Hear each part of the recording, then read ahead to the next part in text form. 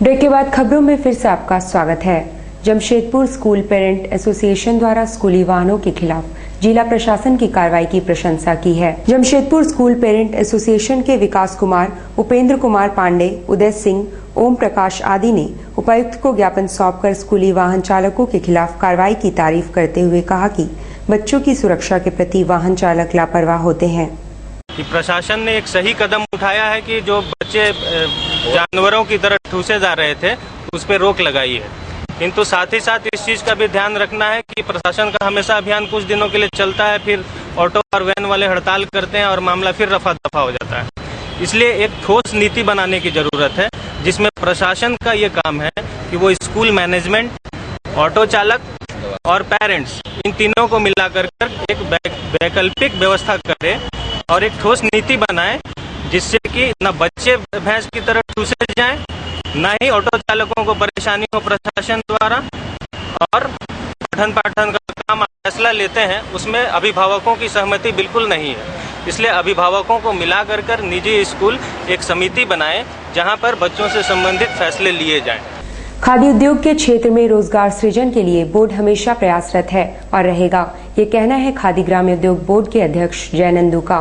संवाददाताओं से बातचीत करते हुए खादी ग्राम उद्योग बोर्ड के अध्यक्ष जयनंदू ने कहा कि बोर्ड की कई योजनाएं हैं जिन्हें क्रमबद्ध रूप से आरंभ किया जाएगा।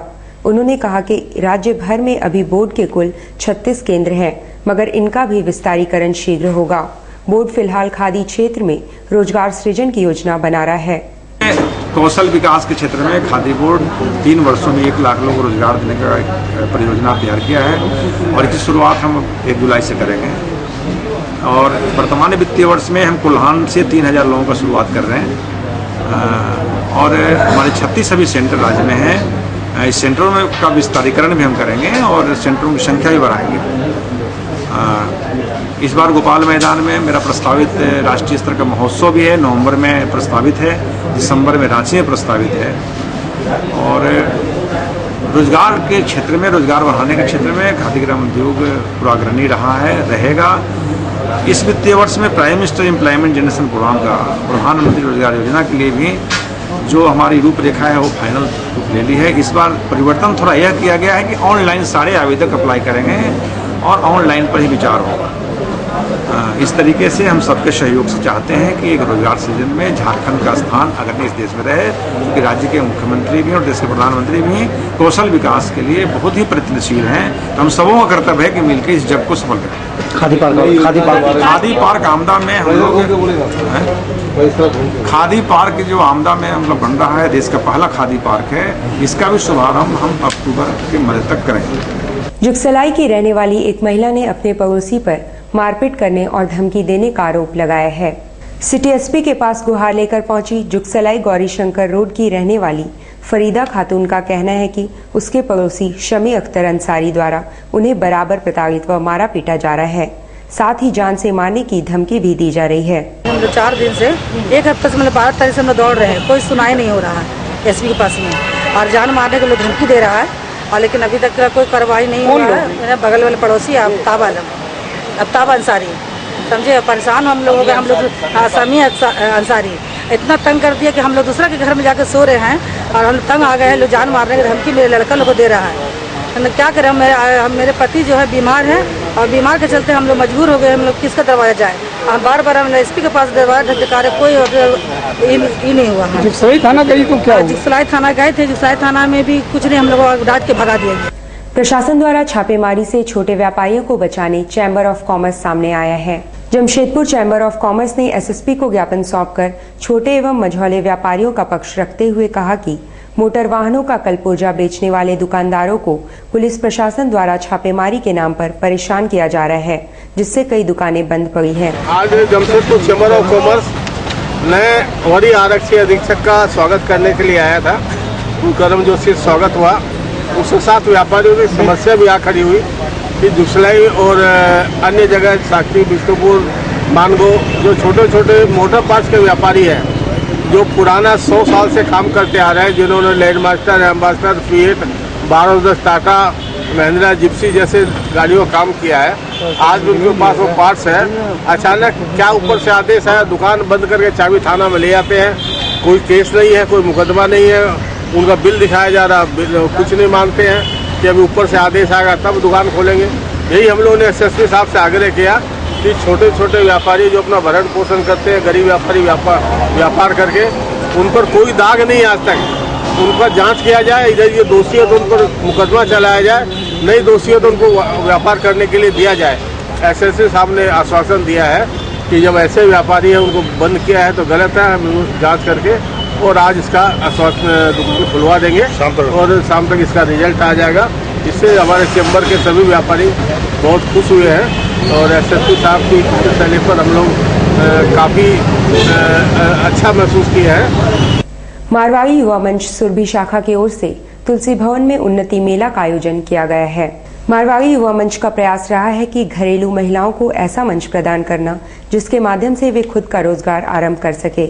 इसी प्रयासों के तहत तुलसी भवन में लगाए गए उन्नति मेले में राज्य के कोने कोने से आई महिलाओं ने कुल 65 स्टॉल्स लगाए हैं।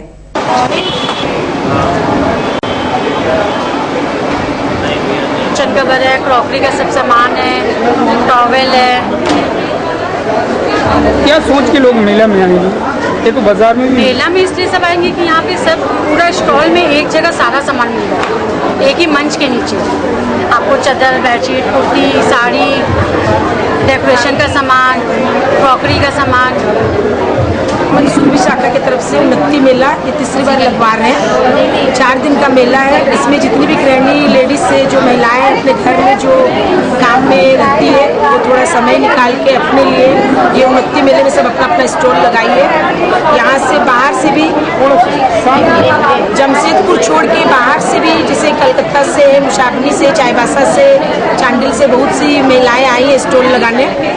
ये मेला इसका उद्देश्य उन्नति मेला का उद्देश्य है कि महिलाओं की उन्नति के लिए, वो आजकल खाली घर में ही नहीं कि काम के लिए है, वो बाहर भी आके अपना काम करती है, सब कार्य में लगी रहती है। उन लोग के उत्थान के लिए हम लोग ये मेला लगाते हैं। आदित्यपुर में सहेली मंच संस्था की 4थी वर्षगांठ पर सदस्यों ने रंगारंग कार्यक्रम पेश किया।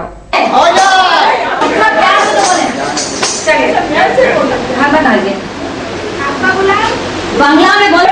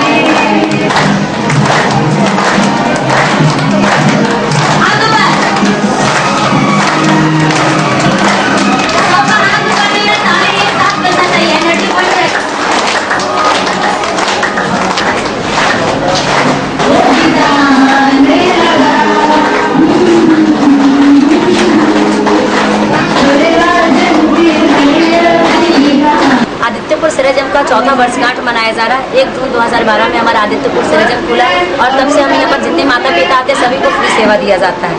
यहाँ पर थर्मल इलेक्ट्रोप्रेशर स्पाइन थेरेपी होता है। स्पाइन में थेरेपी देकर के जो प्रॉब्लम्स है उसको दूर किया जाता है, बीमारी को नहीं, बीमारी होने का कारण को दूर किया जाता है। मशीनें सेल भी होती है, तो जो लोग मशीन परचेस करने में सक्षम होते हैं वो परचेस करते हैं। थोड़ी देर पहले लेक्चर में कहा कि हर चोर के पास एक मास्टर की होता है, उस तरह स्वस्थ रहने की चाबी है खुशी। और यहाँ पर जो माता पिता आते हैं, बीमारी होने का सबसे बड़ा महत्वपूर्ण कारण होता है माइंड स्ट्रेस।